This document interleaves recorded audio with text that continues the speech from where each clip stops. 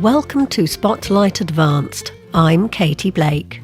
And I'm Adam Navis. Spotlight uses a special English method of broadcasting.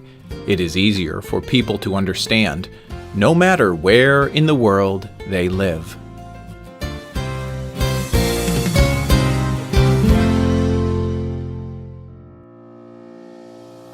Henrietta Lacks was a normal, young, African-American wife and mother. She had green-brown eyes and a bright smile. But there was also something extremely unusual about her. Doctors and scientists say that her cells are the most important thing to happen to medicine in the past 100 years. Today's spotlight is on Henrietta Lacks and her famous and important cells. Henrietta Lacks was born in the southern part of the United States in 1920. When she was young, Lacks and her family worked on a tobacco farm. She attended school until she was 13. When she was 14, she had her first baby.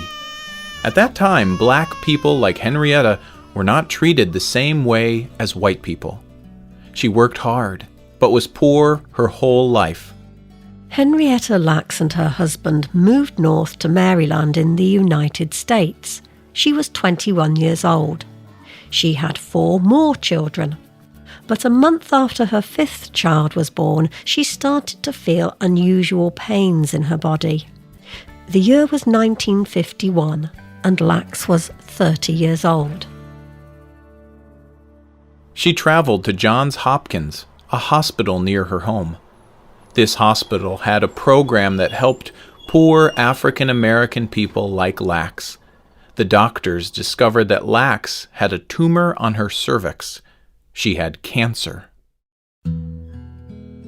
10 months after she learned she had cancer, Henrietta Lacks died. Her family buried her body. But then something strange happened. Doctors at Johns Hopkins Hospital always took samples from people who had this kind of cancer. These samples were small amounts of cells. Doctors studied these cells to learn more about them.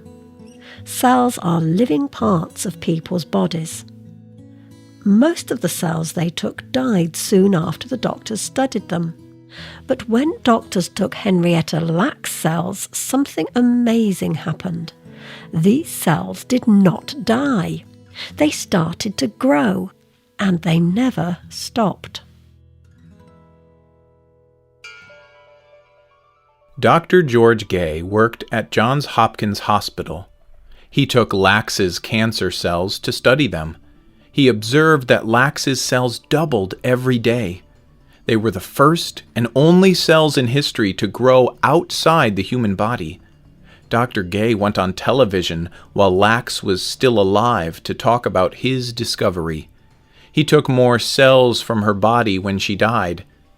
Dr. Gay named the cells HeLa, spelled H-E-L-A.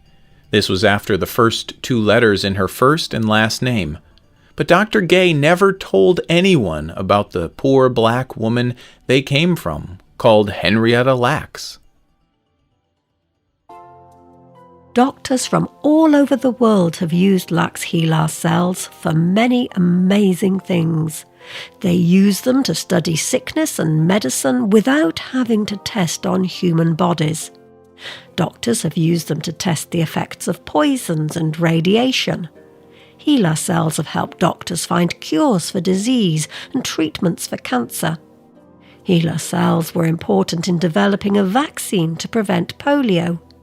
Scientists have also used HeLa cells to study human genetics and the ways that human bodies are made and change over time. HeLa cells have even been in space.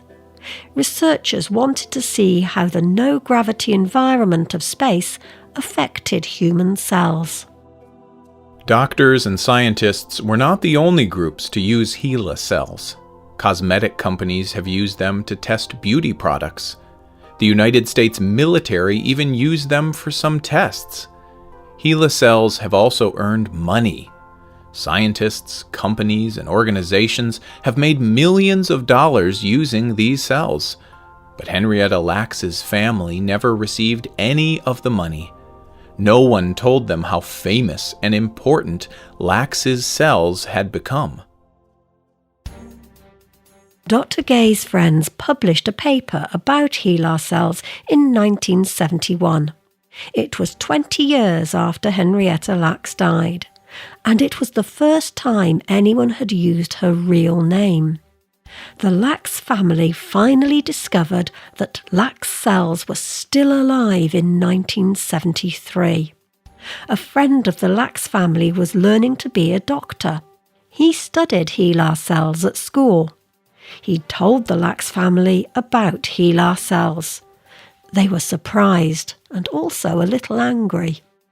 They were angry because Dr. Gay never asked Lacks if he could use her cells. He never told her what he was doing with them.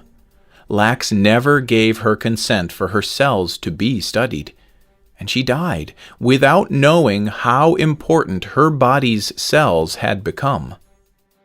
The World Health Organization says that laws about patient rights and consent are different all over the world.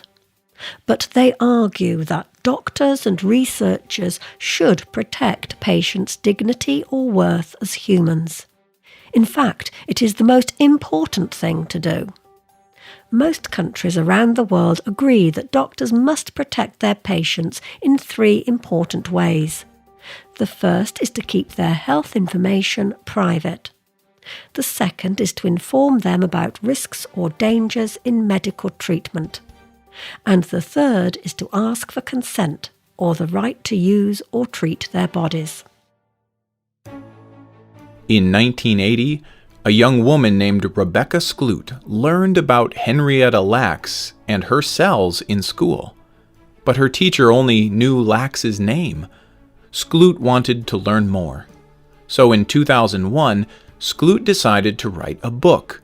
She spent 10 years talking to scientists, doctors, and Lacks's friends and family. She learned who Henrietta Lacks was, and she shared what she learned. She wrote a book called The Immortal Life of Henrietta Lacks. Rebecca Skloot also started a foundation named after Henrietta Lacks.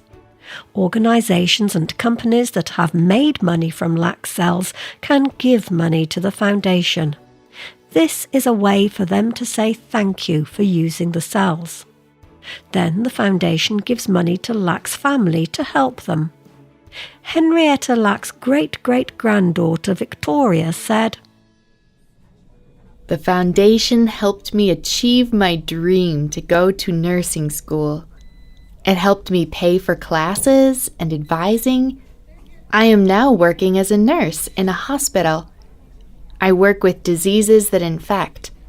I hope to get more money to help to pay for more nursing education."